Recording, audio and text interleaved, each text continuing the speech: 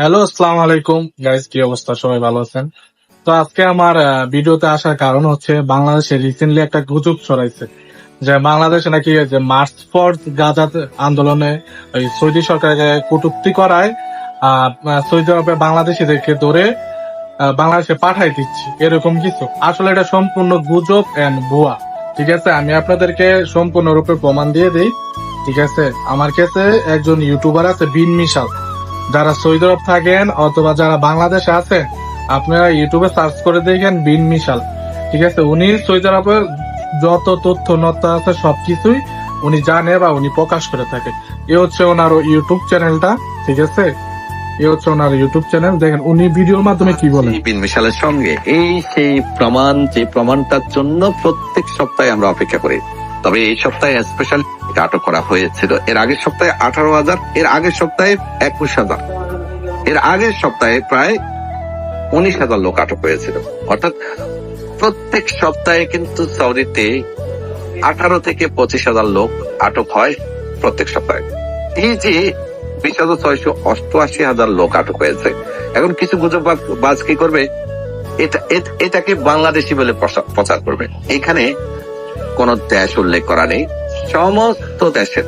সৌদিতে খালি বাংলাদেশিরাই বসবাস করে, সৌদিতে খালি আকামা নাই বাংলাদেশিদেরই। আর কারণ যদি আমরা গত কয়েক তুচ্ছ ইকামা না থাকার কারণে, ইকামাতে হরুপ টাকা বা অন্য কোনো সমস্যার কারণে, তার মধ্যে 4,750 জন আটক হয়েছে বর্ডার দিয়ে আসছে। এখন সৌদিতে বর্ডার দিয়ে কারা আসে? ইয়েমেনিরা আসে, হাবাসিরা আসে, অনেক সময় আমাদের 2-1 বাংলাদেশিরাও আসে। তাহলে 12,000 আর 4,700, প্রায় এখানে 17,000 হয়ে গেল। গুজববাজরা শোন। তারপরে শ্রম আইন লঙ্ঘনের অপরাধে বিভিন্ন জায়গায় কাজের স্থানে আটক হয়েছে 3,566 জন শ্রম আইন লঙ্ঘন।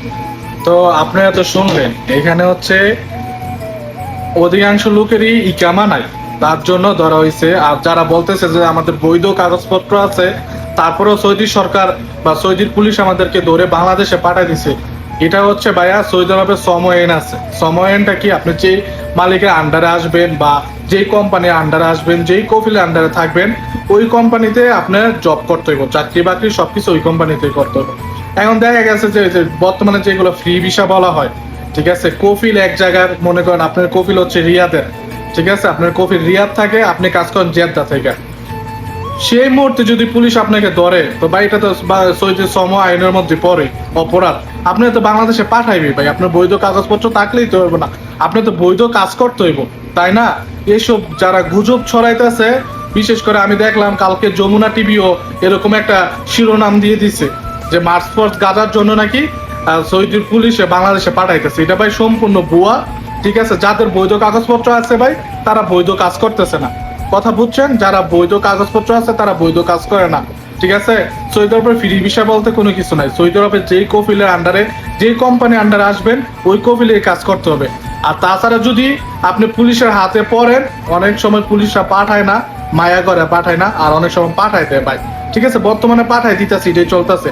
এখানে শুধু বাংলাদেশি না, আরো বিভিন্ন দেশের লোকদেরকে পাঠাচ্ছে। ঠিক আছে, যাদের বৈধ কাগজপত্র আছে তারা অবৈধ কাজ করতেছে।